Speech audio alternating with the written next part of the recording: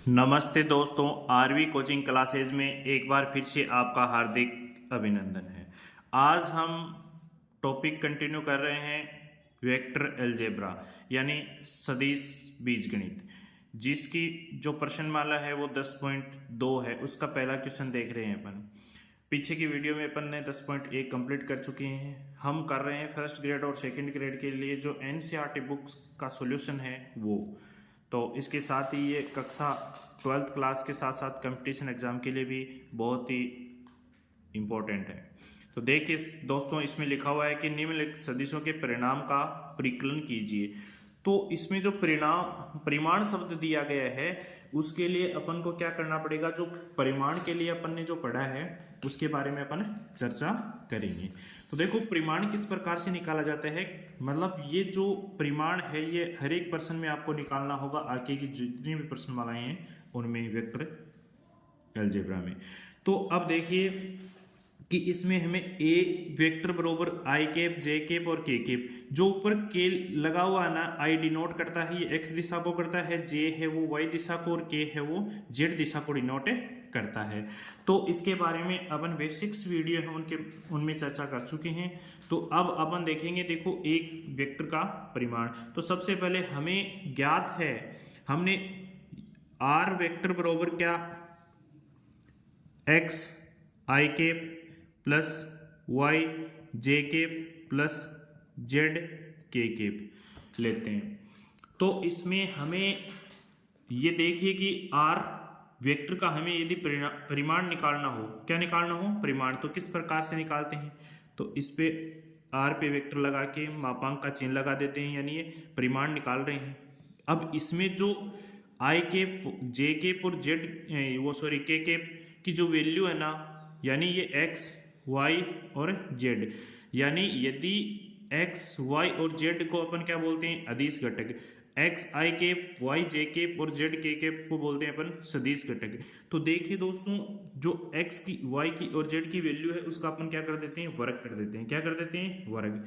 यानी इसमें एक्स का स्क्वायर प्लस वाई का स्क्वायर प्लस जेड का स्क्वायर रूट।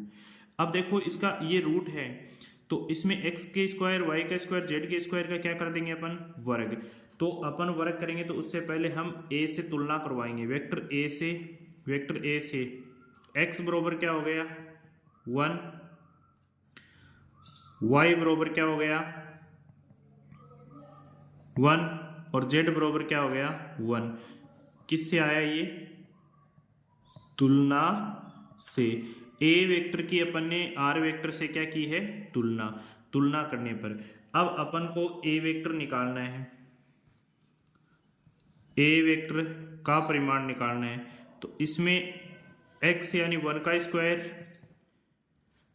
y यानी 1 का स्क्वायर और z यानी 1 का स्क्वायर। तो ए वेक्टर का परिमाण दोस्तों क्या आ गया, रूट में 3, यानी 1 का स्क्वायर करोगे 1 आएगा, 1 का स्क्वायर करोगे 1 आएगा, 1 का स्क्वायर करोगे 1 आएगा, 1 में 1 प्लस करोगे 2 आएगा, 2 में 1 प्लस करोगे 3 आएगा।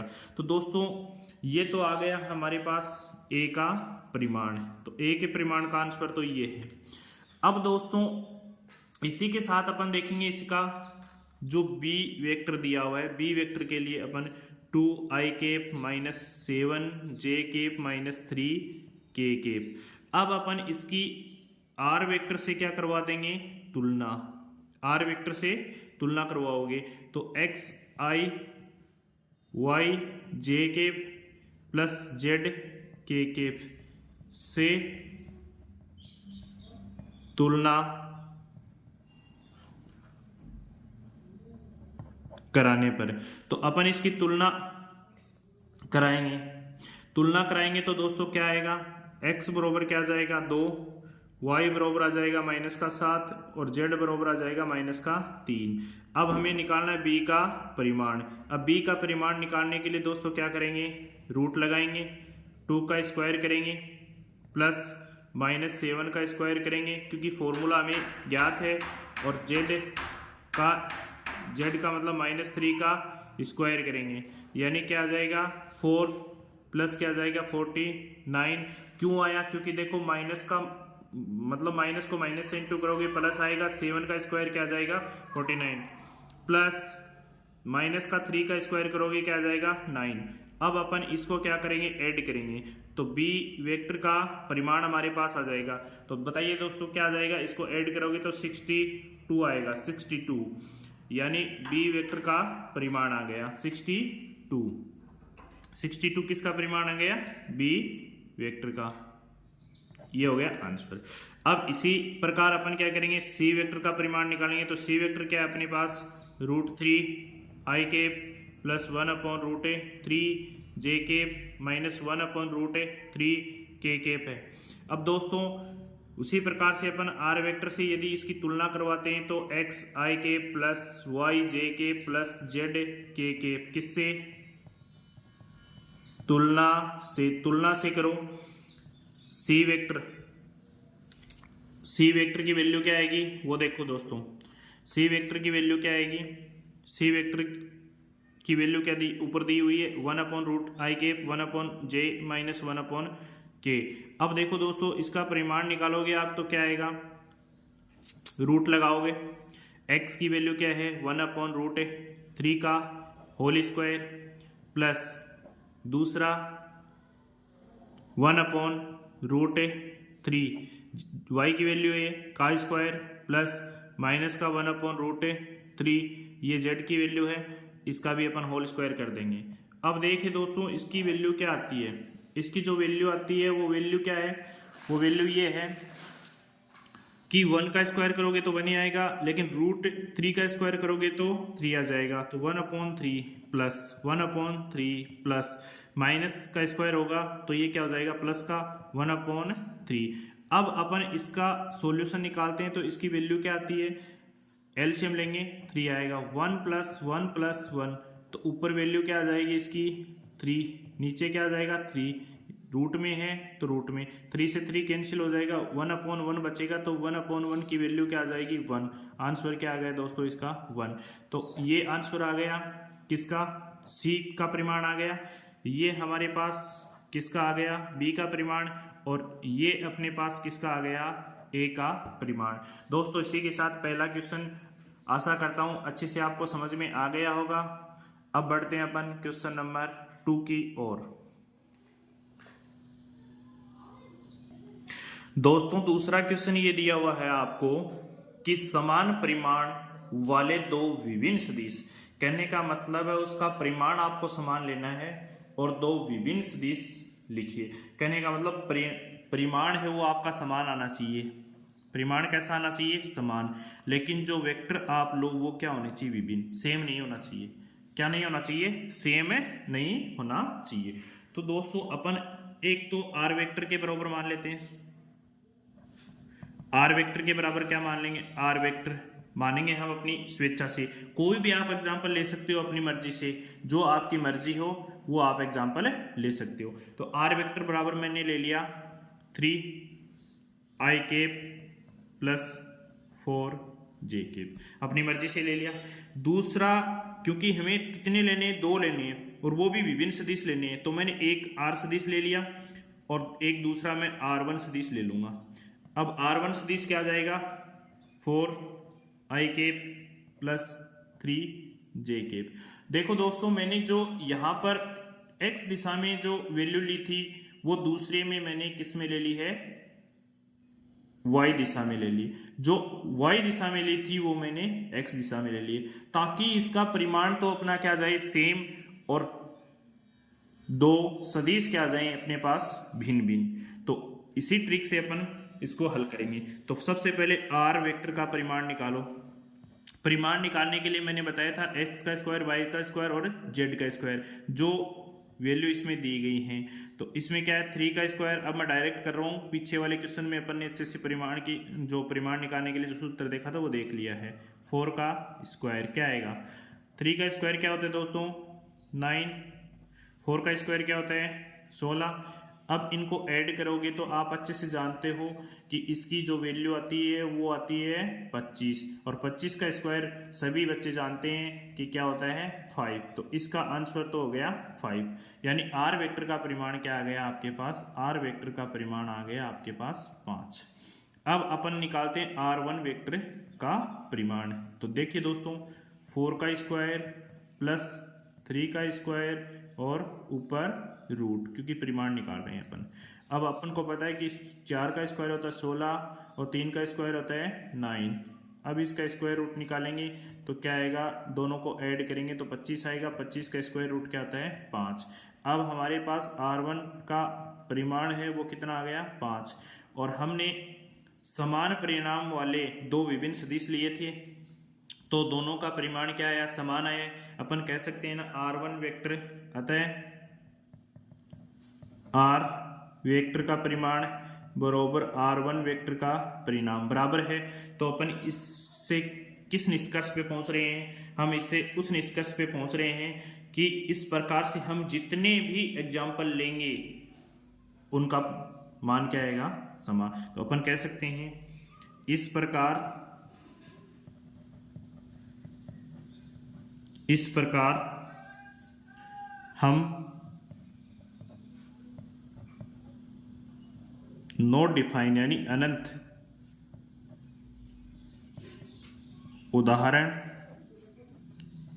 ले सकते हैं दोस्तों। अपन अनंत उदाहरण ले सकते हैं क्योंकि इसका कोई अंत नहीं है भाई। परिणाम समान के लिए हम दो विभिन्न सदिश लेके उसका परिणाम समान कर सकते हैं, जैसे अपन ने ये एग्जांपल लेके देख लिया है। तो दोस्तों ये इसका क्वेश्चन नंबर 2 था। अब अपन इसका क्वेश्चन नंबर 3 देखेंगे।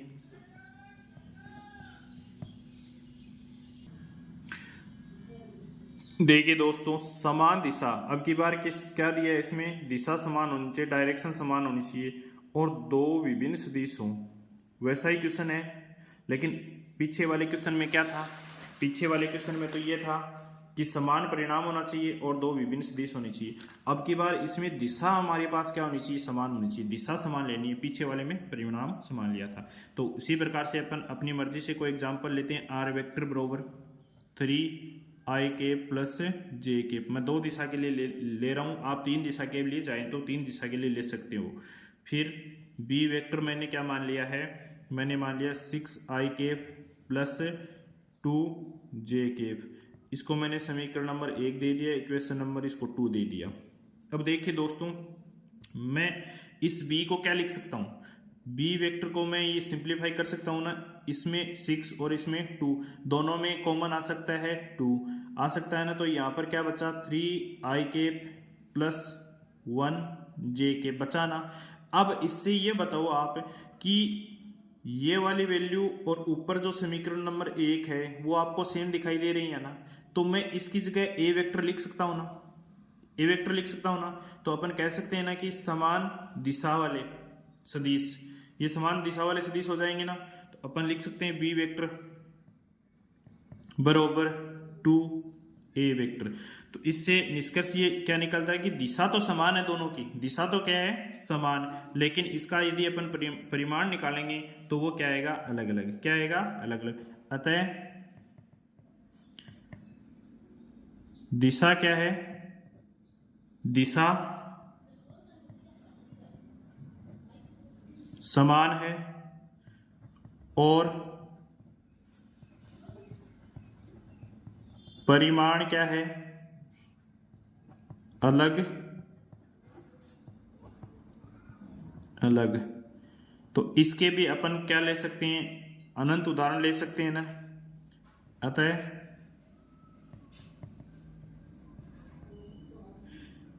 इसके भी अनंत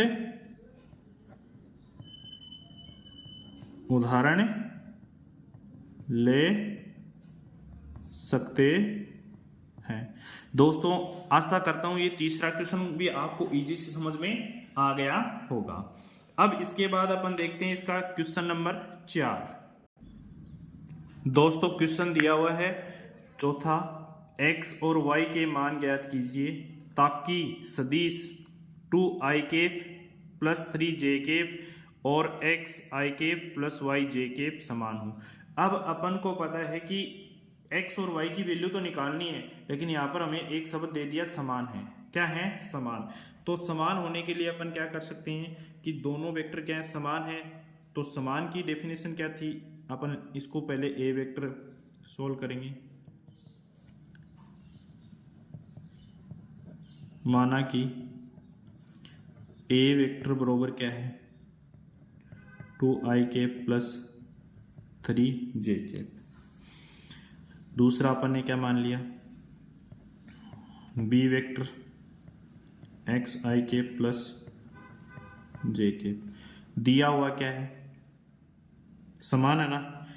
ए वेक्टर बराबर बी वेक्टर दिया हुआ है। और आपको इस बात का भी पता है कि जहां पर दिशा और परिणाम समान होते हैं, दिशा व परिमाण बराबर होते हैं। ठीक है, तो इसमें ये दिया हुआ ना, तो अपन क्या करेंगे, इन दोनों को इक्वल, ए का परिणाम और बी का परिणाम इक्वल लिख देंगे, क्योंकि दिशा और परिणाम क्या होते हैं? बराबर, तभी तो समान होते हैं। आई बात समझ में? तो अब दोस्तों एक इसको एक दे दिया और इसको 2 दे दिया। 1 और 2 से अपन यहाँ पर लिखेंगे कि 2i cap plus 3j cap बरोबर xi cap plus yj cap. अब दिशा और परिणाम समान है तो अपन इसकी क्या कर देंगे? तुलना। तुलना से x दिशा में है ये, और ये है y दिशा में, और दूसरा x की वैल्यू निकालनी है, तो x बराबर तो क्या आ जाएगा? 2, और y बराबर क्या आ जाएगा? 3। आई बात समझ में? तो यही दोस्तों इसका क्या है? आंसर। इसी के साथ आशा करता हूँ ये क्वेश्चन भी आपको अच्छे से समझ में आ गया, क्योंकि देखो x की जो वैल्यू है वो तुलना कर दिया, x की इसके साथ कर दी और y की इसके साथ कर दी। क्योंकि इसमें j कैप है और इसमें भी j कैप है, यानी y डायरेक्शन में है ये, और ये x डायरेक्शन में, क्योंकि i कैप है तो इसलिए, और यहाँ पर z होता तो z डायरेक्शन के लिए k कैप ले लेते अपन। तो दोस्तों आशा करता हूँ कि ये वीडियो आपको अच्छे से समझ में आया है। आप इस वीडियो को ज़्यादा से ज़्यादा शेयर कीजिए ताकि अपने दोस्तों को, अपने क्लासमेट को अच्छे से क्वेश्चन समझ में आ सकें, और जो 12th क्लास है उसमें आप अच्छे से मार्क्स प्राप्त कर सकते हो। साथ ही सेकंड ग्रेड और फर्स्ट ग्रेड के जो विद्यार्थी हैं उनको भी, क्योंकि जो पीछे वाले क्वेश्चन पेपर हैं उनमें एनसीईआरटी का बहुत ही इंपॉर्टेंट रोल रहा है, इसलिए 2D 3D का जो पार्ट है वो सबसे बेस्ट था, इसीलिए काफ़ी सीटें खाली गई हैं। तो दोस्तों आपसे आशा यही करता हूँ कि ये वीडियो आपको अच्छे से समझ में आया है, तो मैं यही करता हूँ कि इसको ज़्यादा से ज़्यादा शेयर कीजिए। धन्यवाद दोस्तों।